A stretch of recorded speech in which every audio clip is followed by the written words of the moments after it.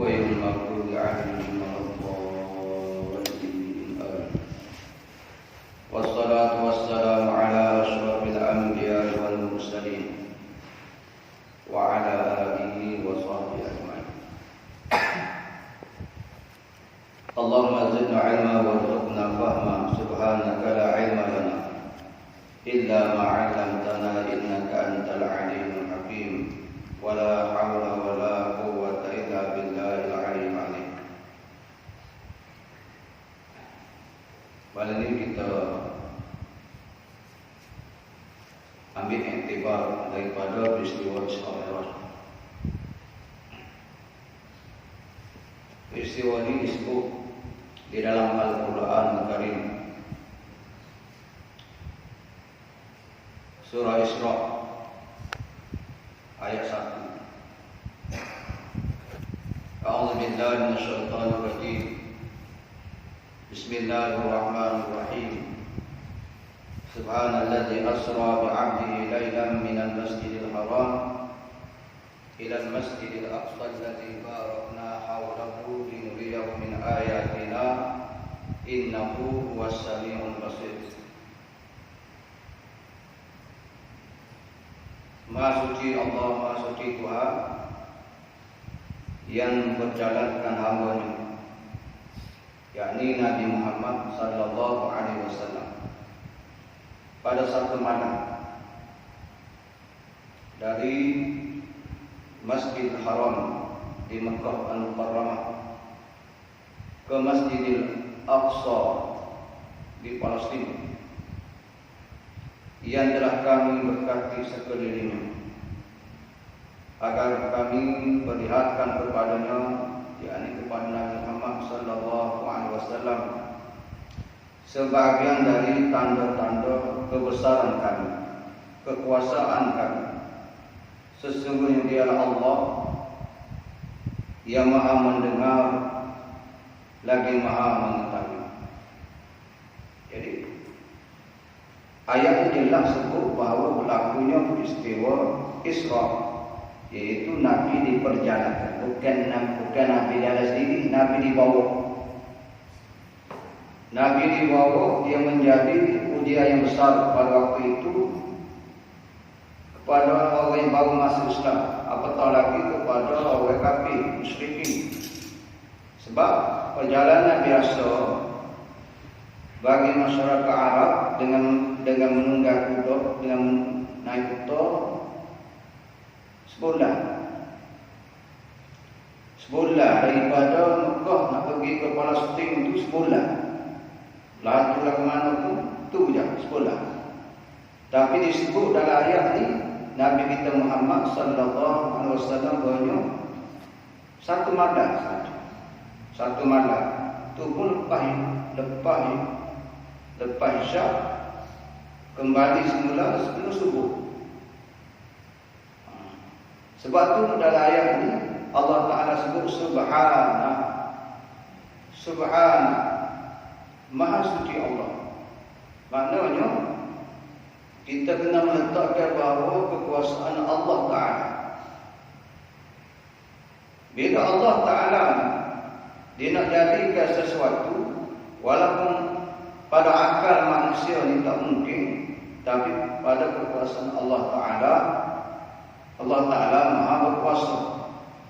Kita ambil contohnya, waktu beberapa orang Nabi-Nabi dan Rasul, ada yang diwakaf hidup.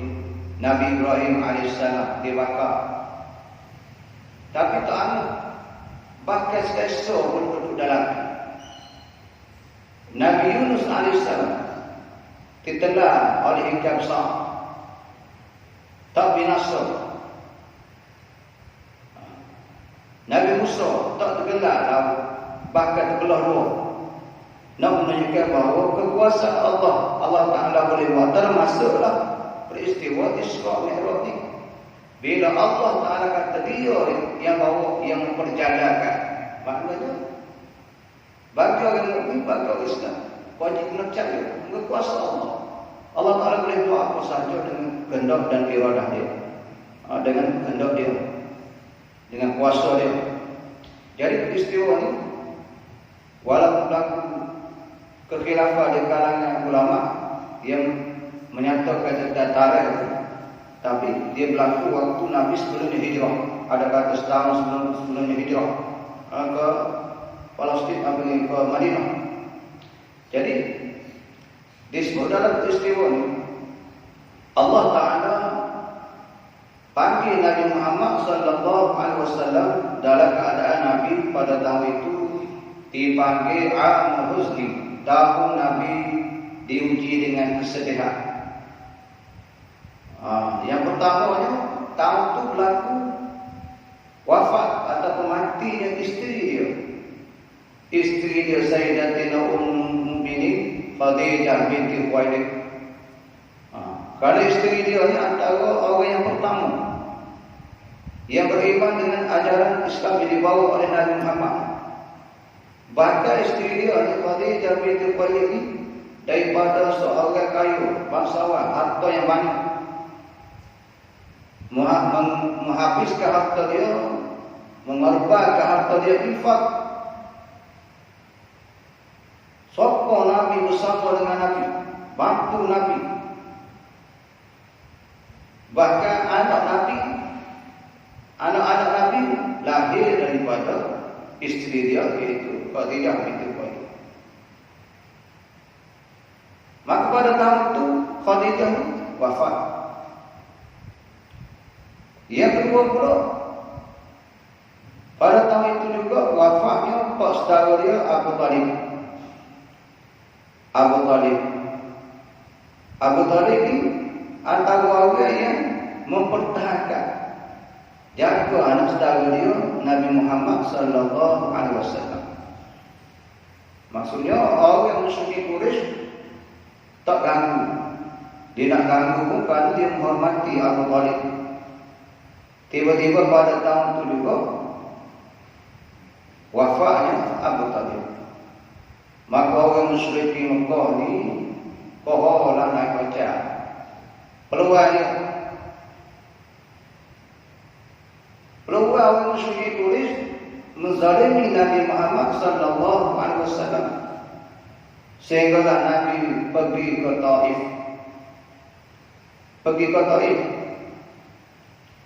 Daripada Mekah ke Taif ni hampir 100 km juga, jauh juga.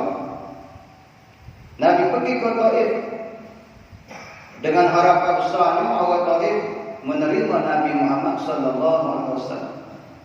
Pada waktu itu Nabi pergi dengan bersama anak akak dia Zaid bin Harisah. Rupanya orang Mekah dah beritahu kepada orang Taif, kalau mati dia Muhammad, kamu lontar dia halal dia, pekong dia dengan batu. Bila Nabi Muhammad sallallahu alaihi wasallam sampai ke Taif, memang orang Taif ini halal Nabi, pekong dengan batu, sehingga kepedaruh mengalir darah pada tubuh Nabi kita Muhammad sallallahu alaihi wasallam. Nak royaknya Nabi ini nak menyampaikan Islam kepada umat dia ni bukannya mudah. Daripada awal sampai akhir Nabi ini nak bawa ajaran Islam Allah Taala perintah ni bermula daripada Mekah. Lagi Nabi diajarnya ini. Kalau sebelum pada tu Nabi dikepung ekonomi dia ni, orang tak boleh, kabilah lain tak boleh nak berusaha dengan ahli keluarga Nabi. Bak makan minum, tak boleh masuk apa. Sampai setahu itu. Kenapa golongan muslim kufar Mekah ni tak suka kepada Nabi? Apa yang Nabi bawa? Nabi bawa ajaran yang mengajak manusia supaya sembah Allah dan tidak melakukan syirik. Dan disebut dalam ajaran Islam itu ajaran yang membawa kepada kebaikan kepada manusia. Sehingga Nabi terpaksa berdoa kepada Allah. Takkan Nabi Mekah orang hamba, mari Taif orang hamba juga. Waktu itu Nabi sallallahu alaihi wasallam berdoa.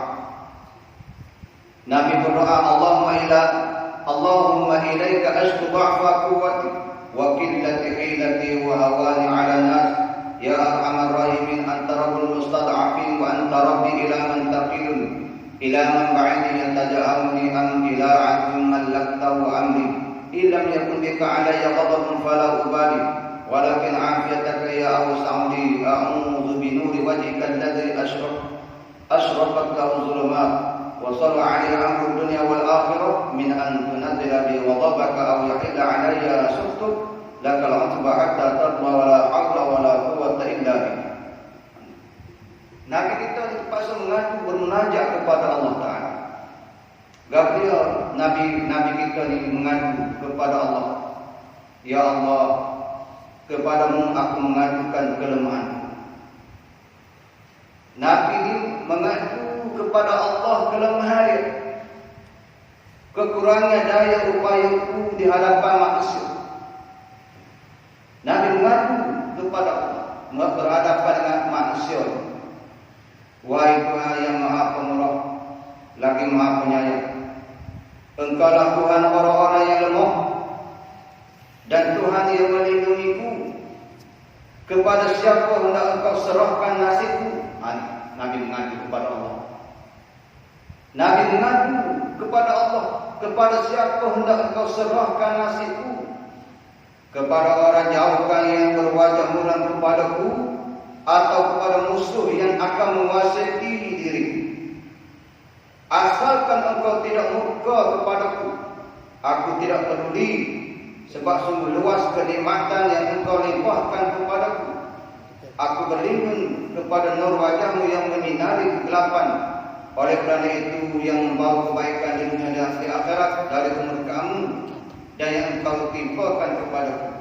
Kepada Engkau aku adukan halku sehingga Engkau redha kepadaku dan tiada daya upaya melainkan dengan kehendak-Mu.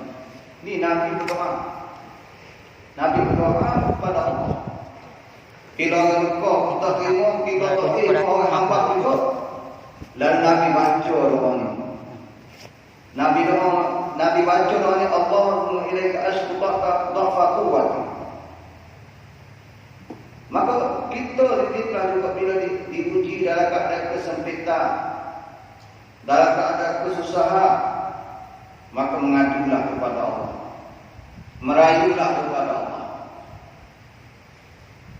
Waktu Nabi berdoa, doa Nabi didengari oleh mereka.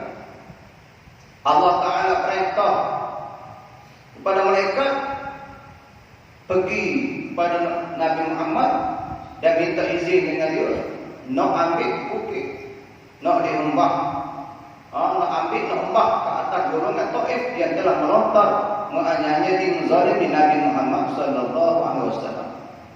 Karena Nabi Muhammad seorang nabi dan seorang rasul. Tapi Nabi ini seorang yang sabar, penyabar dia, sabar semua.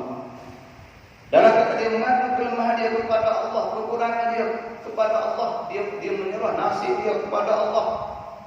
Asal Tuhan suruh dia, asal Tuhan redha. Bila mereka nak ambil bukit, nak hembah ke atas penduduk Taif, Nabi tak izin. Nabi tak benarkan. Bahkan Nabi kita Muhammad sallallahu alaihi wasallam berdoa kepada Allah. Di antara doanya ialah Nabi doa, Allahumma hdi qaumi fa innahum la ya'lamun. Ya Allah, berilah petunjuk kepada kaumku, sesungguhnya mereka ni tidak mengetahui. Kalau kena ke kita orang hanya gitu, tak tunggu apa lagi, emak-emak kita. Tahu? Orang cumi kita sikit ya, kita kata lebih pada tu. Tapi Nabi kerana saja kepada umat dia, nak suruh siapa yang agama kepada kaum dia ni, Nabi sabar. Hasil daripada kesabaran Nabi Muhammad sallallahu alaihi wasallam, hari ini tengok alhamdulillah Taif Islam. Kenapa? Karena Nabi nampak kalau bukan ayah dia atau kiri dia ada waktu tu, zuriat keturunan dia, anak cucu dia sepah daripada tu akan beriman kepada Allah. Bahkan kalau kita pergi kota ini, dan itu ada maka sejarah Ibn Abbas. masih ada biasa ziarah juga ke Taif, tempat yang subur. Nak ayat tu Nabi SAW. Maka Nabi kembali ke Mekah. Maka di situlah Allah Subhanahu wa taala nak beri satu nikmat yang besar kepada Nabi Muhammad sallallahu alaihi wasallam, iaitu bertemu dengan Allah.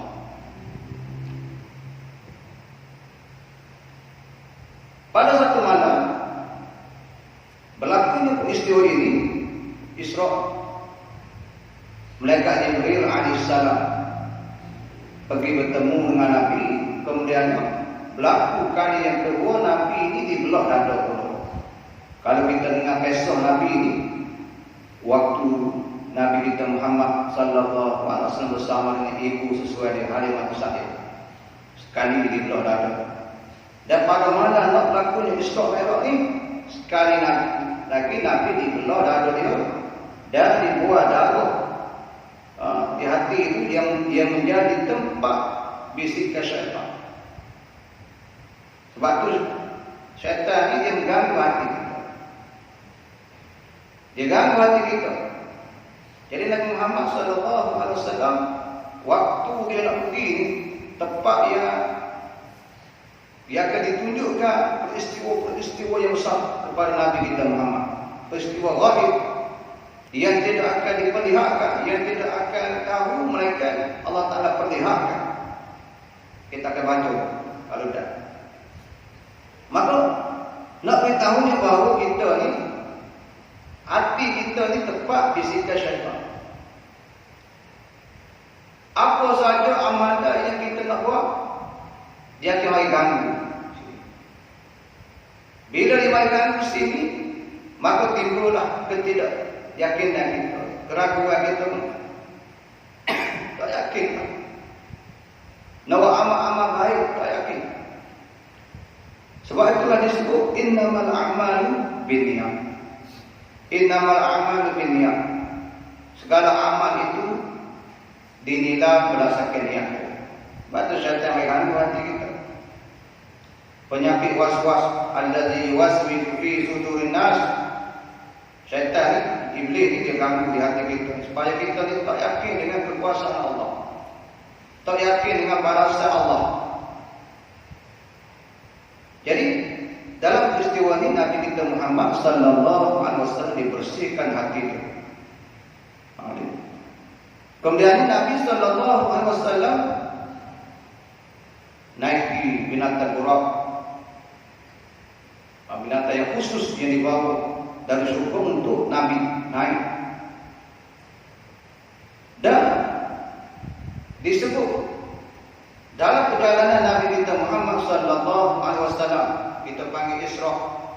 Isra ini daripada Mekah ke Palestin. Mekah ke Palestin. Antaranya ialah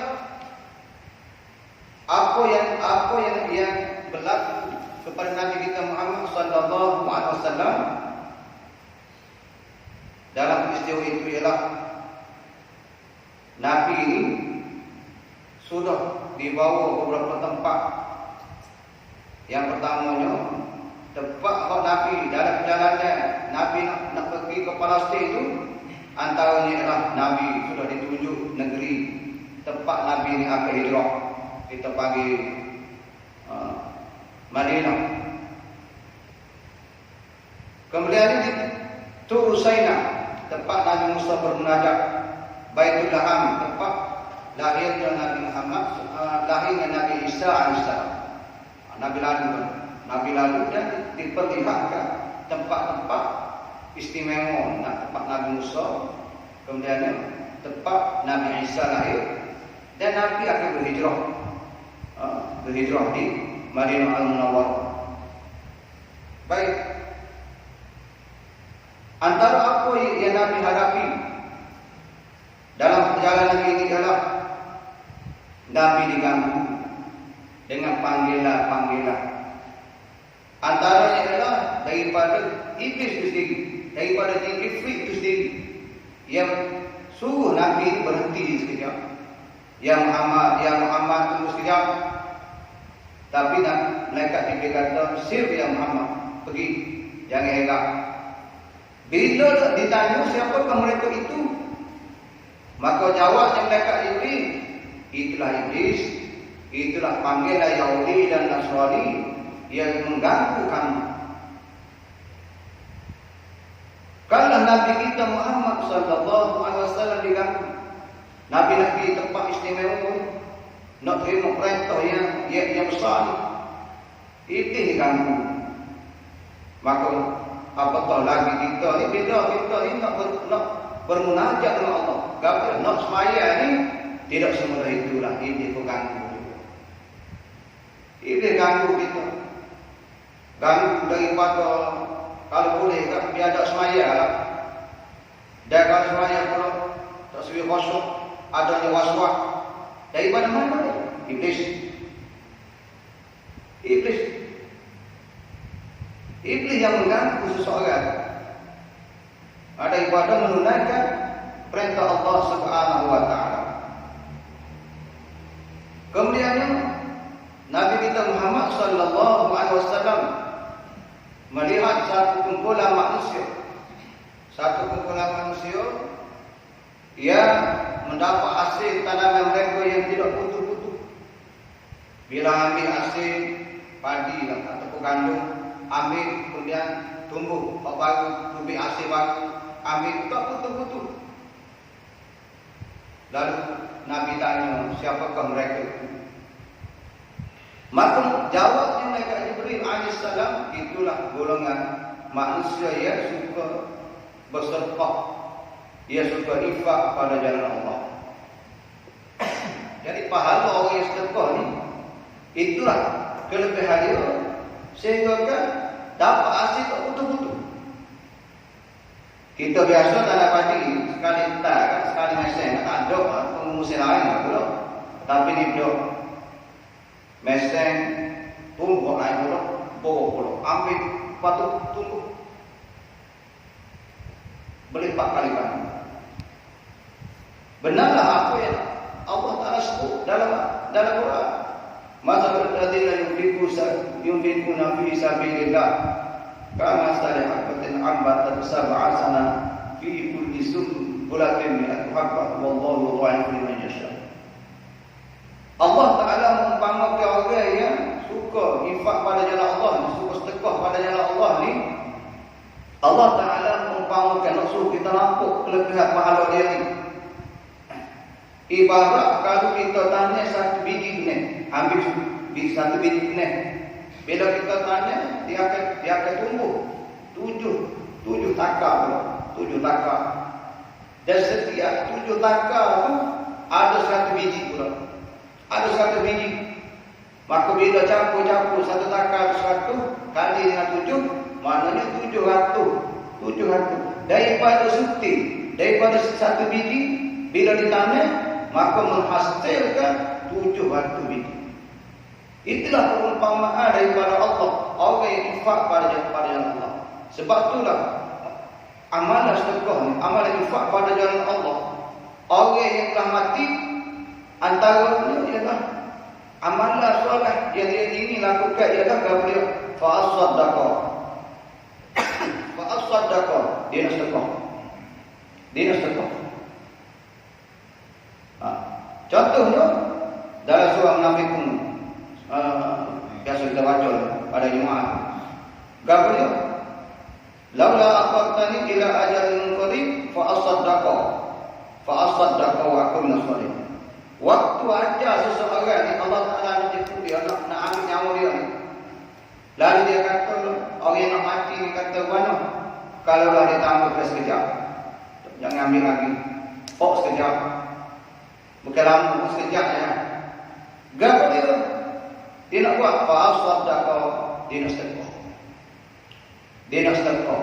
Menunjukkan bahawa besarnya pahala orang yang bersedekah pada jalan Allah. Nabi tengok tak? Nabi lihat dah, sebab itulah peristiwa Isra Mi'raj ni memberi keyakinan kepada para sahabat. Sebab itulah sahabat ni bersungguh-sungguh sebab dia yakin. Pak Nabi tengok tu istiwa. Terbukti lah. Batu para sahabat ni dia yakin sungguh. Hak kaya jauh kayanya, hak miskin jauh miskinnya. Kalau hak kaya ni kaya sungguh, tapi kekayaan dia tengok dia infak pada jalan Allah. Kita ni tidak infak pun kurang sedekah. Bila nak sedekah sikit kan, ingatkan bagi ni bagi mudah mana. Dengan lagi tu. Kalau kerja penat ini nak mudah-mudah. Nak lagi ni. Ini nak hati je. Nak wayak tu sebenarnya apa yang kita infak tu kembali kepada kita. Cuma bila kita mati. Orang mati dah tu. Disebut dalam Quran ni, gapo dia minta nak balik, minta nak tangguh tak ada mati dia, tempoh mati dia ni, fa sadaqah, antara ni lah nak sedekah. Jadi benarlah apa orang Nabi tengok ni kelebihan orang yang bersedekah. Kemudian Nabi lalu satu tempat yang harum, maka diberitahu oleh Jibril alaihissalam dia telah bangun kubur Masyidah, bukan sisi rambut anak Fir'aun yang bersama suaminya dan anak-anaknya termasuk bayi dapat bercakap untuk menguatkan iman ibunya yang dibunuh oleh Fir'aun. Ahli keluarga Masyidah ini ditempatkan dalam syurga. Kenapa Masyidah ini bukan tukar sisi? Mistul sikap. Masyidah ini orang yang menyisir sisi rambut anak Fir'aun. Dia kerja dalam istana bukan sisi. Dia beriman kepada Allah. Tapi kerana waktu itu Fir'aun ini zalim. Dia mengaku diri dia menjadi Tuhan. Fahasyara fanada faqala ana rabbukumul a'la. Dia menghimpun kaum dia, rakyat dia, lalu dia mengisytiharkan di hadapan rakyat dia, ana rabbukumul a'la, akulah Tuhan yang maha tinggi. Fir'aun. Siapa yang lawan dia, siapa tak sembah dia, siapa tak jadikan diri dia sebagai Tuhan, dia akan bunuh. Termasuklah apa yang berlaku kepada Masyidah dan ahli keluarga dia. Bayangkan waktu Fir'aun panggil Masyidah dan ahli keluarga dia ini bagi keluar. Bagi keluar, sungguh beriman kepada dia. Masyidah ini mempertahankan. Maknanya inilah iman. Sebab tu dah dapat akidah ni, dah dapat ketuhanan ni, walaupun diberi rukhsah kelonggaran pilihan. Contohnya orang tanya kita tak bisa tekok, paksa kita nak keluar daripada Islam. Waktu tu diharuskan untuk menyelamatkan nyawa ni. Mulut kata je, tapi dalam tak kata. Bagi orang yang lemah, mengakulah mulut, tapi dalam dah ada pelanggaran boleh. Bagi orang yang lemah. Tapi bagi orang yang kuat, dia sanggup walaupun mati sekalipun tak kira. Ni iman yang kuat tak ke mana pun, bila melibatkan akidah, melibatkan agama ni, dia tetap mempertahankan mati-mati lah. Sebab apa? Sebab di sebalik mati itu ada janji Allah mempertahankan agama syurga. Itu dia sebenarnya. Cuma kita ni nampak nak hidup atas dunia, bahasa nikmat atas dunia. Saya yang ke akhirat. Sebab apa? Padahal akhirat tak tempat yang dijanjikan oleh Allah Ta'ala kepada orang yang beriman. Sebab tu Masyidah ni mula-mula suami dia dicampur dalam kawah air yang berlegar. Masyidah mempertahankan akidah dia atau mengatakan bahawa Tuhan kami adalah Allah. Kemudiannya anak-anak dia masih kuat iman dia. Tinggal dia dengan anak-anak dia masih menyusul lagi. Tiba-tiba Masyidah ni mari rasa kesian anak dia. Tak usah cik lagi. Allah Ta'ala izin kepada anak dia kecil ini memberi, boleh kata-kata, boleh kecil. Wahai anak dia mempertahankan iman. Artinya habis satu keluarga itu dimasukkan ke dalam kawah yang tegak, maka balasan Allah Ta'ala kepada Masyidah dan ahli keluarga dia ialah dimasukkan ke dalam syurga. Sebab itu untung bertubuh. Kalau kita ni keluarga kita ni bukan saja atas dunia saja, bahkan kalau akhirat satu keluarga ni ditempatkan juga ke dalam syurga, satu nikmat yang besar betul. Sebab ada orang tak bersama, walaupun atas dunia ni satu keluarga boleh jadi ni anak-anak pun lain, ayah pun lain. Tapi kalau orang ni boleh atas dunia pun satu keluarga, tiba-tiba di hari akhirat duduk dalam syurga pun satu keluarga, ini nikmat yang besar. Satu nikmat yang besar. Itu ya yang kedua. Kemudian Nabi pula melihat satu kumpulan manusia yang memecahkan kepalanya, yang menghantukkan kepalanya di batu, melakukan berkali-kali. Lalu Nabi SAW bertanya kepada malaikat Jibril, kenapakah mereka itu? Lalu Jibril menjawab, itulah di kalangan manusia yang berat nak sujud kepada Allah. Pak proses semaya, inilah dia sentiasa diberi peringatan semaya. Sebab ni di antara azab hak Nabi pilih dia orang yang tak sujud kepada Allah Taala. Akhirat esok dia akan hatuk kepala dia di batu yang besar. Berkali-kali.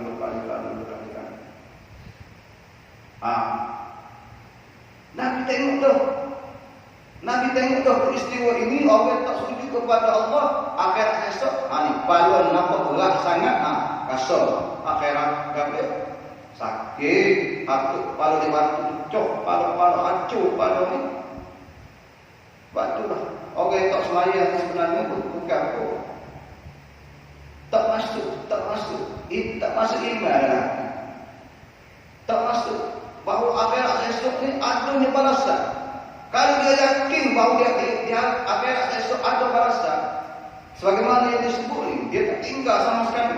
Kalau nak kata tak sakit, salah rekmak kepala dia, nak lawan nyacat, pada sakit sikitnya, kita buat hantuk kepala aku dah lepas di bawah kepopak. Maka saya sakit pada hantuk sikit je. Ni akhirat esok, orang yang paling sangat berat sangat kepala dia nak sujud kepada Allah Ta'ala, rasa dia hatuk kepala dia sendiri pada batu yang besar, sehingga pecah, hancur tu dia otak, kembali rasa berkali-kali. Itulah azab antaranya orang yang susah nak sembahyang, susah nak sujud kepada Allah Subhanahu Wa Ta'ala. Baru yang kedua, pada banyak lagi ni belakang. Tak boleh. Minggu depan pula kalau dah. Bersambung. Sebalik itu sebenarnya nak ambil pengajaran, bukan nak mengajar tu sama. Bahawa Nabi tengok, ni orang aku ni ibadah saya. Orang aku ni ibadah saya. Nabi pilih dia sebenarnya. Nabi nampak dengan penglihatan yang jelas. Allah Ta'ala perlihatkan kepada kita Muhammad sallallahu alaihi wasallam. Wallahu a'lam. Subhanallah wa bihamdihi, asyhadu an la ilaha illa anta, astaghfiruka. A'udzu billahi minasyaitonir rajim. Bismillahirrahmanirrahim. Alhamdulillahirabbil alamin. Wassalatu wassalamu